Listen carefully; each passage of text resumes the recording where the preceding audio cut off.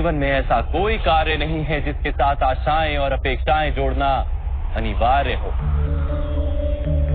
जब सृष्टि ही परमात्मा है और मनुष्य स्वयं परमात्मा का अंश है, तो सारे कार्य परमात्मा ही करते हैं। मनुष्य स्वयं कुछ नहीं करता। यही कर्मयोग का मूल सिद्धांत है पार्थ।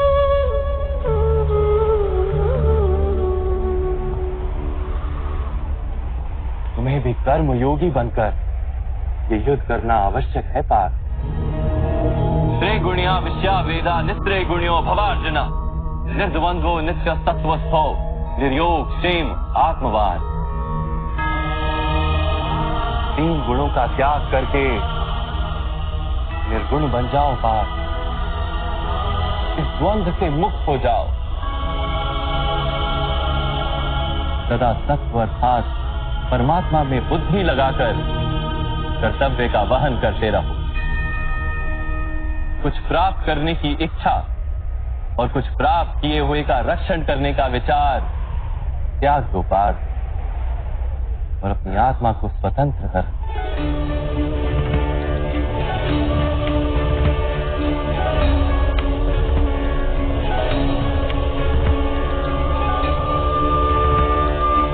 स्मरण रहे पार्थ,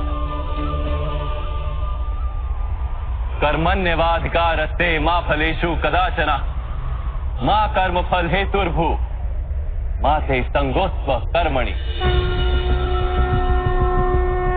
तुम्हारा अधिकार तो केवल कर्म करने का है, फल तो ईश्वर के हाथ में। इसलिए न कर्म से भागना उचित है और ना ही कर्म के फल की आशा रखना उचित है।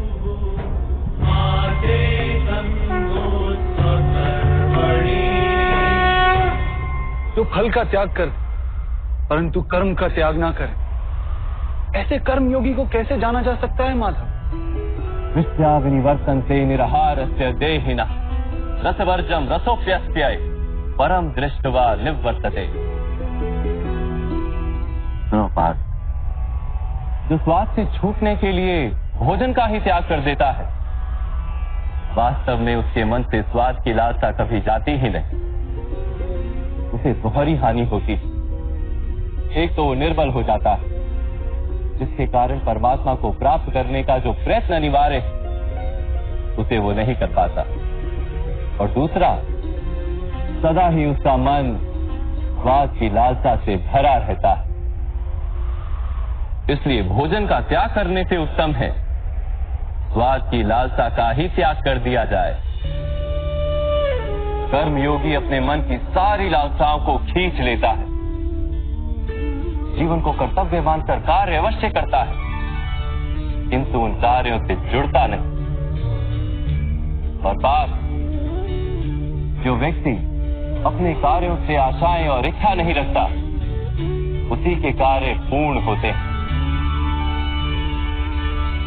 एक असफलता से दुखी होकर जिसका मन डोलता नहीं, एक सत्ता से आनंदित होकर जो स्वयं को सर्वश्रेष्ठ नहीं मानता, ऐसे ही व्यक्ति को कर्म योगी कहते हैं।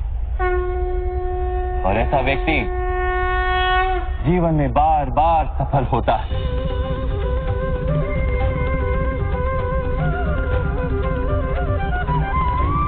ध्यायतो विषयान पुंसः संगस्तेषु पजायते संगात संजायते कामा कामात् क्रोधोऽभिजायते क्रोधात् भवति सम्मोह सम्मोहात् स्मृति विभ्रम स्मृति भ्रंशात् बुद्धिनाशो बुद्धिनाशात् प्रणश्यति।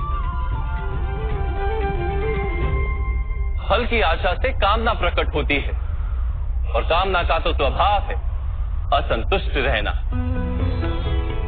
असंतोष से क्रोध उत्पन्न होता है और क्रोध से मोह जन्मता है। मोह के कारण व्यक्ति आचार और व्यवहार का ज्ञान ही भूल जाता है। ज्ञान के जाने से बुद्धि चली जाती है, अनुचित प्रकार के कार्य होने लगते और समाज ऐसे व्यक्ति का शत्रु बन जाता है।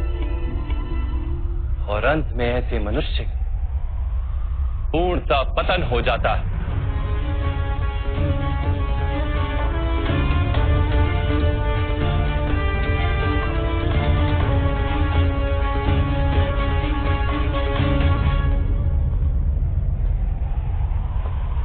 जैसे भ्राता दुर्योधन, उनके सेनापति महामहिम उनके ही शत्रु हैं, और तुम्हें विजय का आशीर्वाद दिया है।